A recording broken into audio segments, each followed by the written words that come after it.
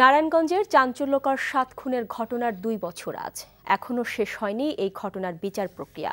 তবে প্রধান আসামি নূর হোসেন ও সাবেক র্যাব কর্মকর্তা সহ ২৩ আসামি গ্রেপ্তার এবং আদালতে চার্জ গঠন হলেও পুরোপুরি স্বস্তিতে নেই নিহতদের স্বজনরা। তারেক স্বপনের ক্যামেরায় নাফিস আশরাফের রিপোর্ট। ২০১৪ সালের ২৭ এপ্রিল আদালতে হাজিরা শেষে নিজের গাড়িতে করে ঢাকায় ফিরছিলেন নারায়ণগঞ্জ সিটি কর্পোরেশনের কাউন্সিলর ও প্যানেল মেয়র নজরুল ইসলাম সহ ৫ জন।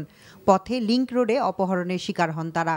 আর ঘটনা দেখে ফেলায় দুর্বৃত্তরা চালক ইব্রাহিম সহ অপহরণ করে সিনিয়র আইনজীবী চন্দন সরকারকেও। পরে শীতলক্ষ্যা নদী থেকে এদের সবার মৃতদেহ উদ্ধার করে পুলিশ। অপহরণ ঘটনার ২ বছর পেরোলেও এখনো বিচার না হওয়ায় হতাশ নিহতদের স্বজনরা। আমি চাই যাতে এটা আইনের প্রক্রিয়া যে দ্রুত এটা নিষ্পত্তি করা হোক, যেটা দ্রুত সুষ্ঠু বিচার হইব, সর্বোচ্চ শাস্তি। এখন পর্যন্ত তো ওই রকম ২ বছর ধরে দেখতেছি না। হত্যাকাণ্ডের পর প্যানেল মেয়র নজরুল ইসলামের স্ত্রী সেলিনা ইসলাম বিউটি, কাউন্সিলর নূর হোসেন সহ ৫ জনের বিরুদ্ধে ও আইনজীবী চন্দন সরকারের জামাতা ডাক্তার বিজয় কুমার পাল অজ্ঞাত ব্যক্তিদের নামে পৃথক ২টি মামলা করেন।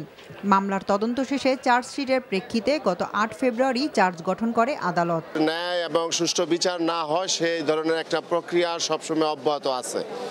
সেটার বিরুদ্ধে আমরা আজকে পর্যন্ত সংগ্রাম এবং আমাদের কার্যক্রম পরিচালনা করে আসছি। এদিকে বাদী পক্ষের এই মামলার তদন্ত বিষয়ে নারাজি নিয়ে উচ্চ আদালতে যাওয়ায় মামলার কার্যক্রম পরিচালনায় কিছুটা বিলম্ব হয়েছে বলে জানান রাষ্ট্রপক্ষের আইনজীবী। আগামী ৩-৪ মাসের মধ্যে আশা করি আমরা এই মামলার তদন্তকারী কর্মকর্তা কর্তৃক সিএসএ যে অভিযোগপত্রে মানিত সাক্ষীদের সকল সাক্ষীদের বিজ্ঞ আদালতে উপস্থাপন করতে পারব।